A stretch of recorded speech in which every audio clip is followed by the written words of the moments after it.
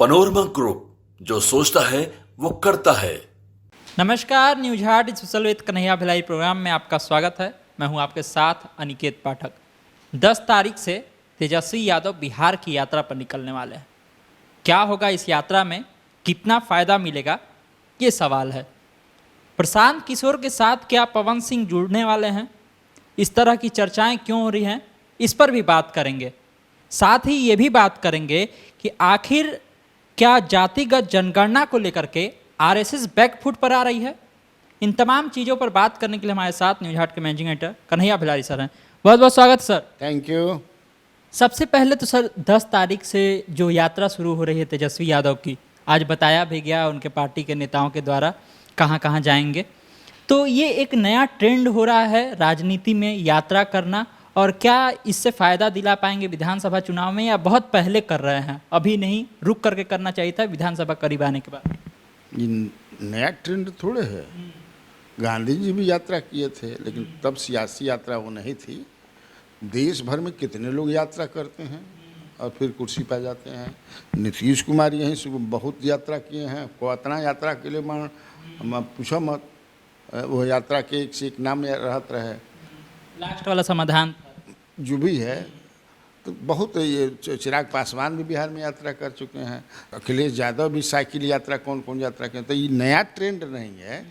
इन लोगों से कनेक्ट और लोगों के बीच जाएंगे, पदयात्रा करेंगे। पदयात्रा है कि यात्रा है तो गाड़ी से जाएंगे, लेकिन जहाँ ठहरेंगे तो इनको फीडबैक मिलेगा कि ऑन द ग्राउंड जो है people what people think about him and as well as government क्या कर रही है। 2 दिन रुकेंगे वही ना, तो उसमें रुकिहन तो खाली खाए खातिर थोड़े रुकिहन, केवल खाना खातिर नहीं ना रुकेंगे जी।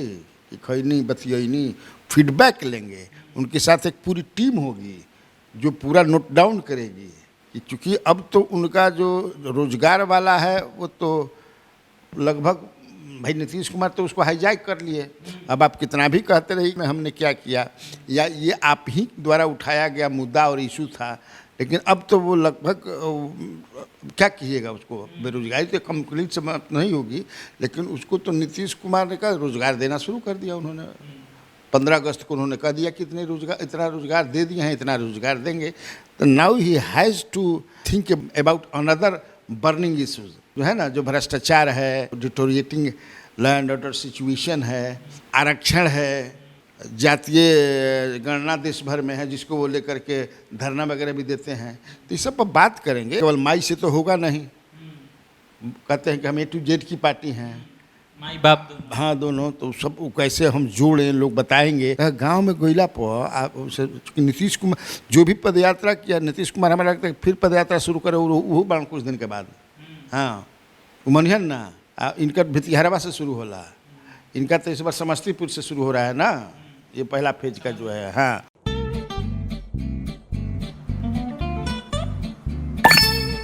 चलो इसको रोकते हैं। रुको रुको, गाड़ी साइड में लो। आरसी और लाइसेंस दिखाओ।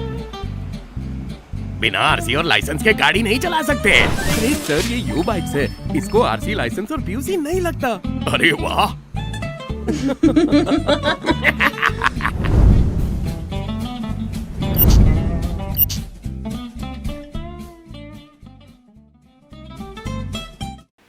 बहुत ओकरा में जानकारी मिलेला। हाँ बहुत जानकारी में। एक सिख गांव में लोग रहते हैं ना, माथावाला, आप समझ रहे हैं कि वो they are not attached with the political parties, लेकिन सिंपैथी वो भी चाहते हैं कि बिहार बदले, बिहार अच्छा हो, देश के जो डेवलप्ड स्टेट्स हैं उनके बराबर आ जाए। ये सोचते हैं वो लोग, तो देते हैं, देंगे। तो ये इनके लिए फ्रूटफुल ही होगा। घूमना ही चाहिए लोगों के बीच में। क्या ये भी सवाल है कि बहुत पहले नहीं है या ठीक है? एकदम सही समय पर बा, जब उठला तबे बिहान। देर काहे हुआ है? देर भी नहीं, देर भी आए तो दुरुस्त आए, अगर उससे भी देखिए तो। लेकिन जब उठा तबे बिहान, जब आपकी नींद खुलती है तभी ना जो ये सवेरा होता है। तो मान लो कि लेट राइजर है तो उसी समय उठ करके मैदान में दौड़ने लगता है। खाली पेटे न रही भाई किरण फूटला के बाद। आज के दौर में बहुत देखबे कि लड़का 6-6 महीना, 7 साल भर, 2-2 साल, 5-5 साल किरण फूटल देखल ही नहीं कसन। बताओ, किरण डूबना दिखता है, किरण फूटत दिखते ना हुई, क्योंकि उठता ही है 8 बजे 9 बजे। अब पहले हम लोगों के समय में था, और दूसरा थ्योरी भी जो है वो दूसरा अपने से गढ़ भी लिया है। पहले हम लोग कहते थे कि early to bed and early to rise makes a man healthy wealthy and wise. वो लोग कहता है कि early to bed early to rise makes a man healthy wealthy but not wise. Pizza burger का ये जो ज़माना है, तो घूमेंगे, वो यात्रा करेंगे तो कुछ जानकारी मिलेगी। प्रशांत किशोर की जो यात्रा है, जनसुराज की यात्रा, भोजपुर के इलाके में चली गई है, घुस गई है। आरा में कल थे वो, और एक खबर आई कि पवन सिंह की पत्नी जो हैं वो भी प्रशांत किशोर से मिलने गई हैं। तो सवाल ये उठने लगा कि क्या पवन सिंह भी जुड़ेंगे प्रशांत किशोर के साथ या उनकी पत्नी जुड़ेंगी। अगर जुड़ते हैं तो भोजपुर में कितना बड़ा फायदा प्रशांत किशोर को हो सकता है। जब पत्नी जुड़ेंगी तो मतलब कि आधा अंग जुड़िए गई, कंप्लीट बॉडी तबे ना होला जब पति पत्नी के मिला करके। तो आधा जुड़ गई तो आधा बाकी कहाँ रहे। हालांकि ऐसा भी होला कि पति कोनो पार्टी में बड़ा ना, पत्नी कोनो पार्टी में, माई कोनो पार्टी में, बाप कोनो पार्टी में, भाई कोनो पार्टी में। माने चारों ओर से धक गहुआ लगौले रह के कोनो साता में आई तो है परिवार में सत्ता। हाँ, रहना है। ऐसा भी परिवार है मध्य प्रदेश में है। मैं 93 में गया था चुनाव कवर करने के लिए, जिस साल राष्ट्रपति शासन में चुनाव हुआ था। उसके पहले सुंदरलाल पटवा मुख्यमंत्री, लेकिन वो हट गए थे, राष्ट्रपति से चुनाव हुआ था। तो एक परिवार से मैं मिला, नाम नहीं लूँगा, तो राज परिवार से। तो वहाँ 2 ही पार्टी, बीजेपी या कांग्रेस। तो एक आदमी मैंने वो घरवे में के, आधा आदमी कांग्रेस में बढ़ा, आधा आदमी एक टेबल पर बैठ के खाते बढ़न। क्या बने, अच्छी बात ना है भाई। यहाँ तहार मन लगता तू जा, जहाँ हमार मन लगता हम बने।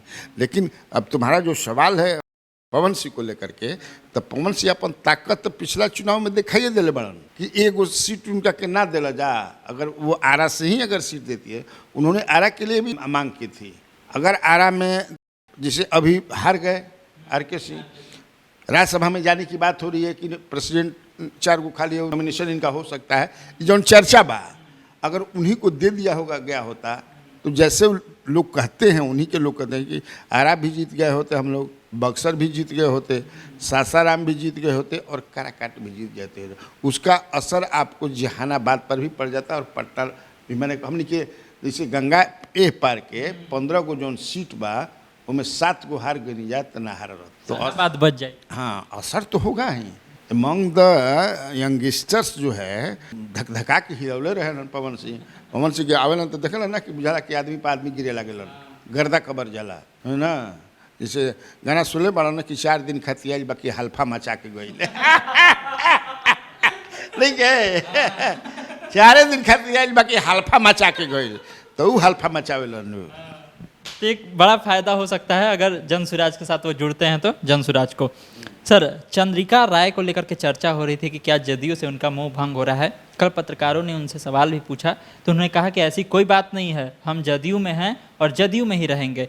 लेकिन जब उनके परिवार को लेकर के सवाल पूछा गया तो पहले तो कहा उन्होंने कि मैं सिर्फ राजनीति में हूँ, लेकिन दोबारा जब पूछा गया तो उन्होंने कहा कि मेरा परिवार स्वतंत्र है निर्णय लेने के लिए कि वो कहाँ जाए क्या करे, आए राजनीति में नहीं आए। इसका क्या मतलब समझा जाए? ऐश्वर्या आने वाले समय में राजनीति में आ सकती हैं और दूसर पार्टी में भी जा सकती हैं? बिल्कुल जा सकती हैं।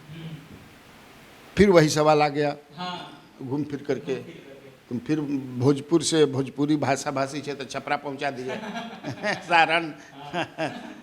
अब ये कहाँ जाएंगे चंद्रिका राय जी?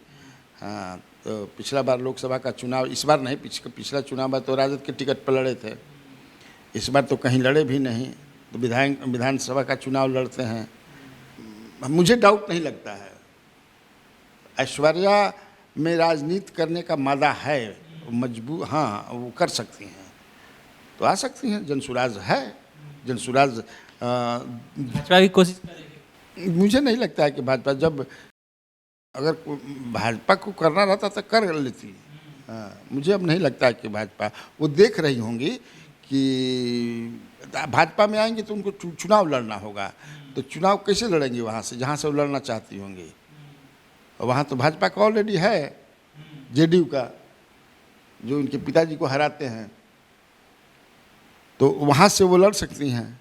तो वो देख रही होंगी ना कि मैं कहाँ से चूंकि जब आएंगे तो चुनाव न लड़ेंगे जी। वो सब जो ना घराना का दरोगा प्रसाद राय की पोती हैं, जो बिहार के मुख्यमंत्री रहे, बड़ा सम्मानित परिवार है, रिस्पेक्टेड फैमिली है। अब शादी में हो गया भाई, बहुत बड़े बड़े लोगों का बहुत सारा नहीं शादी चल पाता है। सेपरेशन हालांकि अभी हुआ नहीं है, सेपरेशन तो एक तरह तलाक नहीं हुआ है, सेपरेट रहते हैं, पति सेपरेट अलग रहते हैं, ये भी अलग रहती हैं, अपने पिताजी के साथ रहती हैं। तेज प्रताप एमएलए हैं, पूर्व मंत्री हैं, तो आ सकते हैं लोग और चुनाव लड़ सकती हैं। बीजेपी के विधायक है नीतीश राणे, महाराष्ट्र के हैं, उन्होंने कल एक विवादित बयान दे दिया धर्म को लेकर के। उसके बाद से तेजस्वी यादव ने भी बीजेपी पर बहुत हमला बोला और प्रधानमंत्री से भी कई तरह के सवाल पूछे। क्या सर ये जो विवादित बयान है बीजेपी के लिए एक बड़ा मुश्किल बनता जा रहा है, ऐसे बोलने वाले जो उनके नेता हैं, और लोकसभा में भी क्या इसका इफेक्ट दिखा था? मुझे ऐसा नहीं लगता है कि बयान जो भी बयान दिए जा रहे हैं अभी, चाहे हेमंतो विश्व शर्मा का हो, चाहे राणे के पुत्र की जो बात कर रहे हो, एमएलए जो हैं उनकी बात हो, या फिर गिरिराज सिंह त्रिशूल दिखा रहे हैं उसकी बात हो, या फिर योगी बोल रहे हैं कि जो बंटेगा वो कटेगा, ये सब मिला करके एक तरफ से देखोगे। उसी को लेकर के मैंने कल स्टोरी भी किया है, हमारे व्यूवर्स देख रहे होंगे। तो ये एकदम जो है हार्डकोर हिंदुत्व, अब जो भी चुनाव होगा उसमें हमको लेकर के जाना है। हमको 63 सीट हारने के बाद बीजेपी अब लगता है कि वो कमंडल जो है पूरा जबरदस्त रूप से पकड़ेगी, है ना। वो लोकसभा के समय तो देखने के लिए मिला कि जो भी इस तरह के हार्ड बयान देते थे उन लोगों का टिकट काट दिया गया, बैठा दिया गया। तो इसी से उनको लगता है कि हम लोग 63 सीट हार गए। बात सही कहते हो, लेकिन वो जो उसका विश्लेषण करते हैं जिसमें ये बात वो कहते हैं कि नहीं इसी चलते हम लोग हार गए कि हम अपना जो है धर्म नहीं पढ़ना था, जो मुद्दा हमारा था, कोर मुद्दा, हाँ हिंदुत्व, उसको छोड़ दिए। हम कमंडल को खाली पकड़े रहे, गहुआ लगा करके नहीं पकड़े थे, मैंने मजबूती के साथ खाली पकड़े थे, छुअले रहिया, छुअला से काम ना चलिए, पकड़ा के धैले रहे ने, बात समझ रहे हो ना। और इस साइड में चूंकि है कमंडल उधर हो गया, इधर मंडल को पकड़ लिए हैं। इसीलिए देखोगे कि जो इंडिया में पार्टियां हैं, कांग्रेस हो, अभी जो घटक दल हो, आरजेडी हो, समाजवादी पार्टी हो, जो तो ये जो है जाति आधारित जनगणना और आरक्षण वाले सवाल को पकड़े हुए हैं, गहुआ लगा एकदम पकड़ के किए से। तो फिर अब जो है पी सिंह ने जो मंडल आयोग की सिफारिश रिकमेंडेशन लागू किया था, तो मंडल के बाद कमंडल बना। इस बार अब कमंडल के बाद मंडल अब बनेगा, क्योंकि कमंडल इज रूलिंग द नेशन, ठीक ना। तो ये लड़ाई है और इसीलिए वो है, मैं इसको नहीं मानता हूँ कि आइसोलेटेड जो है ये स्टेटमेंट है, और इसको मुझे नहीं लगता है, ये पूरी एक सोच है, एक सोच है, एक परसेप्शन बनाया जा रहा है पूरे देश भर में, ये समझ लीजिए। तो ठीक है, आप जातिवाद मतलब जात गुलबंद कर रहे हैं, वो हिंदू गुलबंद कर रहे हैं। अब कौन हमें खराब है कौन बढ़िया, उस पचड़े में हम लोग क्यों पड़े, ये सियासी बात है। लेकिन जो हम लोग को दिख रहा है, जो मेरी समझ में जो बात आ रही है, तो यही है। ऐसा नहीं होता तो भाजपा तो लोकसभा में इस बार केरल में एक अकलियत को टिकट दी, तो कहाँ टिकट देती है। उनका पूरे देश भर में मुझे लगता है कि 17-18% है, उस हिसाब से कितना उनका बनता है, तो उतना नहीं तो आधो देता, उग्र से कम देता, 4-5 को देता, कहाँ देती है। वो मानती ही नहीं है, चूँकि ये लोग देते भी नहीं हैं। तो जब देते नहीं क्या हमरा के एकदम मान ले बड़ा कि समझे कि से अछूत है भाजपा हमारे लिए, अकलियत को लोग कहाँ देते हैं, एकदम नहीं देते हैं, एकदम ना कहल जाला। बहुत समझे कि 1-2%, 2% का भी जो बीजेपी ने इस पर काम भी किया। प्रधानमंत्री नरेंद्र मोदी ने जब इनका हैदराबाद में बैठक हुई थी कार्यकारिणी की, उसमें कहा था कि आप लोग पासमानदा मुस्लिम के पास जाइए, वो अभी भी वही गरीबी है, उसी तरह रहते हैं जिस तरह हिंदुओं में अपर कास्ट जो है वर्चस्व रहा है, लेकिन बाद के दौर में ओबीसी ईबीसी मंडल के बाद, तो उसी तरह मुसलमान में जो है अकलियत में जो है, जो सैयद माने जो भी मजबूत जातियां हैं अपर कास्ट के, वो जिनकी आबादी 10% भी 15% होगी, वो पासमानदा पर राज करते हैं, अपने अनुसार उनको चलाते हैं। तो आप उनको तोड़िए, प्रयास भी हुआ लेकिन एकदम टूटले निकन, वो सही समझे कि कटहर के लाशा लेकर सटल माँ, तो काहे खाती अपन समझे कि जब तू हमार बात मनबे न करब तो अपन समझे कि कपार काहे के फोड़ी, अपन एनर्जी पैसा सब क्यों बर्बाद नहीं करूँगा। इसलिए वो फिर वो लौट रहे हैं। आपने मुसलमानों की बात की तो मुझे एक सवाल याद आ गया कि प्रशांत किशोर ने जब बात कही, जो अभी मुसलमानों का एक बड़ा सम्मेलन हुआ उसमें उन्होंने कहा कि हम चैलेंज देते हैं राजद को कि जहाँ जहाँ उनका मुस्लिम उम्मीदवार उतारेंगे वहाँ हम हिंदुओं को उम्मीदवार बना देंगे। तो इस तरह की जो बातें उन्होंने कही उस पर भाजपा ने तंज कसा और कह रहे कि ये भी तुष्टीकरण कर रहे हैं और ये राजद की बी टीम है। तो भाजपा को क्यों बुरा लग रहा है ये बात? क्यों नहीं भाजपा को बुरा लगेगी भाई? भाजपा जो है वो कहे कि मैं भी सुना भी पढ़ा भी, तो वो एक पॉलिटिकल रणनीति के तहत वैसा कर रहे हैं। चूँकि वो कह चुके हैं कि हम इतना मजबूती से 2025 का चुनाव लड़ेंगे कि सरकार हमारे ही माने he would be playing a vital role in the formation of the government in 2025, जो बात कर रहे हैं। तो भाजपा को ये लग रहा है कि भाई ऐसा वो तो फिर राजद अगर मुसलमान को कैंडिडेट बनाएगी तो स्वाभाविक है कि एनडीए हिंदू देगी और ये भी हिंदू दे देंगे तो हिंदू हिंदू वोट कटेगी। लेकिन मुझे नहीं लगता है कि ऐसा होगा। वो तो चैलेंज कर रहे हैं। हाँ, वो ऐसा होगा। लेकिन भाजपा ने ये बयान दिया और कहा कि ये राजद की बी टीम है, ये भी तुष्टीकरण वोट काटने के लिए करेंगे। लेकिन मुसलमान इनके अभी इस तरह का मुझे नहीं दिखता है कि इतना मजबूत, लेकिन he is gaining the ground, मजबूत होते जा रहे हैं। लेकिन अब इतना मजबूत नहीं कि कोई मुसलमान के खड़ा कर दिहन तो इंडिया के जो लोग बा जरा साथे मुस्लिम अपना के नेचुरल फ्रेंड मानेला, वो जहाँ कहेला देला, चाहे लालू यादव के हो, कांग्रेस के हो या बीजेपी के हराने में जो सक्षम हो, तो कास्ट का डिवीजन भी तो हो जाएगा ना। अब ये देखना है कि वहाँ किस कास्ट के, जैसे मान लो प्रशांत किशोर मुसलमान ध्यान, तो अब राजद किस जात को देता है, फिर एनडीए किस जात को होता है, उस पार्टिकुलर कंस्टिट्यूएंसी में पॉपुलेशन हाँ किसकी आबादी है, ये सब निर्भर करता है। आरएसएस के अखिल भारतीय प्रचार प्रमुख है सुनील आम्बेकर। उनका एक बयान कल बहुत चर्चा में रहा। जातिगत जनगणना को लेकर के उनसे सवाल पूछा गया तो बोले कि जातिगत नंबर का इस्तेमाल जो है लोगों की भलाई में होना चाहिए और इसका राजनीति उतनीति में उपयोग नहीं करना चाहिए। तो उनके बयान से ऐसा कहा जा रहा है कि कहीं ना कहीं जातिगत जनगणना को लेकर के नर्म हो रही है आरएसएस। तो क्या बैकफुट पर आ रही है आरएसएस जातिगत जनगणना को लेकर के? बैकफुट पर का कभी कोई उसका उस तरह से आया क्या? देखिए, पिछले चुनाव में आरक्षण को लेकर के भागवत जी ने कहा था समीक्षा होनी चाहिए। आज भी मैं मानता हूं कि कहीं से वो गलत उनका बयान नहीं था। अभी जो 3 दिन पलक्काड या केरल में चल रहा है ना जी, कल जो है लास्ट हुआ 3 दिवसीय जो चिंतन शिविर एक तरह से था। देश भर में जितने भी जुड़े हुए हैं उससे संगठन है, अब बीजेपी भी जो फ्रंटल रखे से सारे लोग गए थे जिनका बैकग्राउंड रहा है आरएसएस से। लेकिन उसने ये कहीं नहीं कहा, जो भी प्रवक्ता जो प्रेस को एड्रेस कर रहे थे, कि that organisation is in favour of caste based census. ये तो उन्होंने नहीं कहा। ये कहा कि आंकड़ा होना चाहिए सरकार के पास ताकि योजनाएं बन सके इस तरह से। जब योजना बनी तो सियासी का है ना, तो वो अपना किए ना भाई कि सियासत में पूरा देखो क्या कर रहे हैं, धर्म के प्रयोग करें चाहे राजनीति में।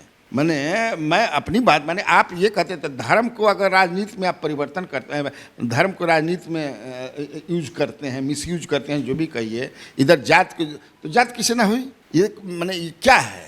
इसलिए बड़ा सोच समझ करके राष्ट्रीय सेवक संघ ने ये बयान दिया है।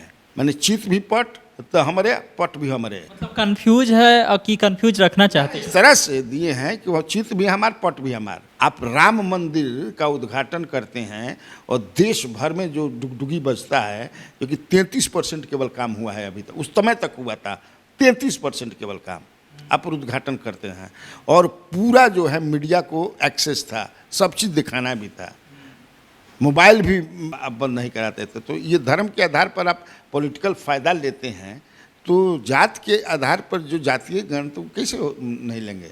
तो हमको लगता है कि आरएसएस यहाँ कुछ माने एक तरह से हाँ भी कर रही है, एक तरह से ना भी कर रही है। कैच 22 की सिचुएशन में वो है। चलिए सर, वित्त रहित शिक्षक के अनुदान की मांग को लेकर के, वित्त रहित जो शिक्षक है बिहार में, अनुदान की मांग को लेकर के प्रदर्शन किए हैं और फिर कल घेराव भी किया उन्होंने। एमएलसी हैं बीजेपी के जीवन कुमार उनका, और अवधेश नारायण सिंह से भी मिले उनके जो नेता हैं शंभुनाथ सिन्हा, वित्त रहित शिक्षकों के नेता हैं वो। क्या है ये मुद्दा और आखिर क्यों देर होता है अनुदान देने में इन शिक्षकों को? अवधेश नारायण जो विधान परिषद के चेयरमैन हैं आदरणीय अवधेश नारायण सिंह, उनसे ये लोग मिले हैं। किससे मिलेंगे? वो भी जीतते हैं उधर से ग्रेजुएट कंस्टिट्यूएंसी से। जीवन कुमार को भी घेर लिए थे सब एयरपोर्ट। हाँ, वो भी जीतते हैं उधर से टीचर्स कंस्टिट्यूएंसी से। टीचर में ना सपोर्ट देता है उनको सब। वित्त रहित टीचर हमारा लगा था कि कम से कम 45-46 हज़ार बढ़न पूरा बिहार भर में, ताकि बेचारा सन के रसोई कैसे चली। वित्त रहित माने पैसा ना दे, आ देबो तो कितना दिन पर कुछ कुछ समझो कि चटनी लिखा दे देता हूँ, तो चटनी से ना पेट भरी। दाल भात सब्जी ना चाहिए, मान लो सब्जियों ना देबा तो दाल भात तो देबा ना, मत लो दालो मत लो, भात दो हम निमके ले खा जी, मारे भात खा ले, लेकिन उतना तो उनका मांग जायज है, समय पर दे। एकदम बिल्कुल जायज है और समय पर। अब कितना का बिहार भर में मांग मंगा गए, अब वो तो बेचारे पढ़ाते हैं वित्त रहित। मेरा तो अपना मानना है कि सब कंस्टिट्यूएंट कर देवे के चाहिए, निरीक्षण करके सरकार के तरफ से निरीक्षण करा, सब कुछ खातिर पैसा बा, वही बेचारा मास्टर खातिर पैसा निकाल, टीचर खातिर, लेक्चरर खातिर। सरकार को ये कौन है माने जो फुलफिल करता है क्राइटेरिया, जो हतना एकड़ में कॉलेज चाहिए, हतना रूम चाहिए, हई है फैसिलिटी चाहिए, तो अपना करके माने जांच करा करके और कंस्टिट्यूएंट कर देना चाहिए। ये तो एकदम समाप्त करना चाहिए।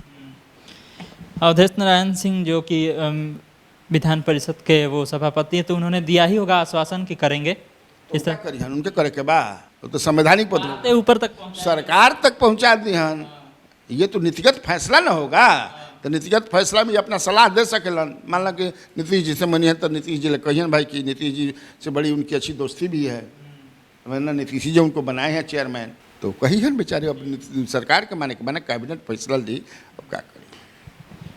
आखिरी सवाल है सर, गोपाल मंडल हैं, विधायक हैं जदयू के, एक बार फिर से अजय मंडल के ऊपर आरोप लगा है, कह रहे हैं कि रेल का जो लोहा होता है वो अजय मंडल बेच दे रहे हैं, और अफीम का भी खेती करते हैं, अफीम भी बेचते हैं। बार बार इस तरह का बयान देते हैं सर, उसके बाद भी काहे संज्ञान नहीं लिया जा रहा है जदयू की तरफ से? इतना बड़ा आरोप सांसद के ऊपर, मामूली बात तो नहीं है।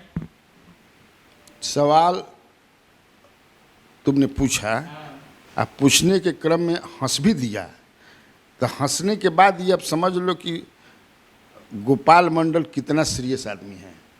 तुमको भी हंसी आ गई माने हंसी तू अपन रोक ना पैला है, तो वो जो आरोप लगाता हूँ अजय मंडल पर, तब कितना आदमी इनका मैंने सीरियसली लेती हैं।